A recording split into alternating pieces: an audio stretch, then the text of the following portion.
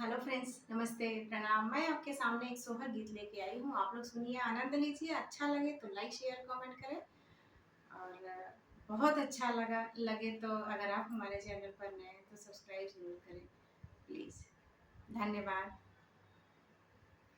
शुभ दिन भैले ललनवा बलम तनी सोहर गवायदा हो। शुभ दिन भैले ललनवा बलम तनी सोहर गवायदा हो।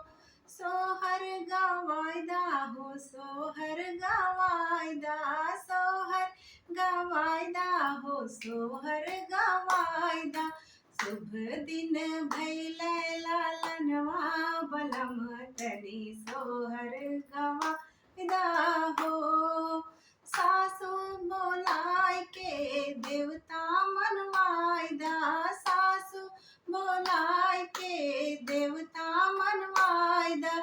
अंगना में पियरी हम देवे बलम तनी सोहर गवायदा हो। अंगना में निगवा हम देवे बलम तनी सोहर गवायदा हो। शुभ दिन भैले ललनवा बलम तनी सोहर गवायदा हो। शुभ दिन भैले ललनवा बलम तनी सोहर गवायदा हो। जठनी बोलाय के पिपरी पिसायदा, जठनी बोलाय के पिपरी पिसायदा। अंगना में देगा, अंगना में देबै मैं हरवा बलम तनी सोहर गवायदा हो। अंगना में देबै हम हरवा बलम तनी सोहर गवायदा हो। शुभ दिन भैले लालनवा बलम तनी सोहर गवायदा हो।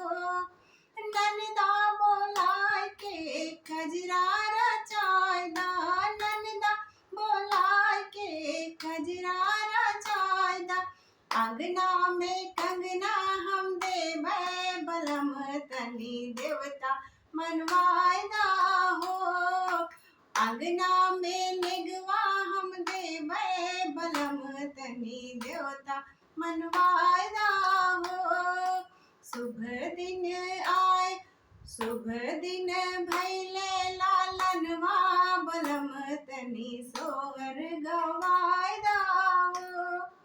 देवरा बोलाय के बंसिया बजवायदा, देवरा बोलाय के बंसिया बजवायदा। अंगना में घड़िया हम देवे बलम तनी सोहर गवायदा हो। अंगना में घड़िया हम देवे बलम तनी सोहर गवायदा हो।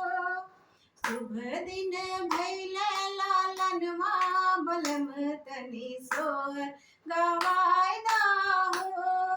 शुभ दिन भैले लालनवा बलम तनी सोहर गवायदा।